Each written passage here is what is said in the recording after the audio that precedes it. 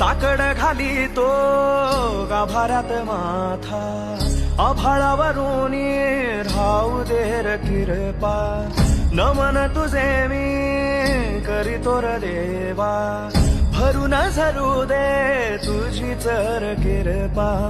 हिमतीच बीज दे पुढे तुझ्या दारची, उभराऊ वादळी ना भीती कुणाची. साथीला तू राहूबा मी वाट चालतो, खडतर वागडी असो बाजूरची.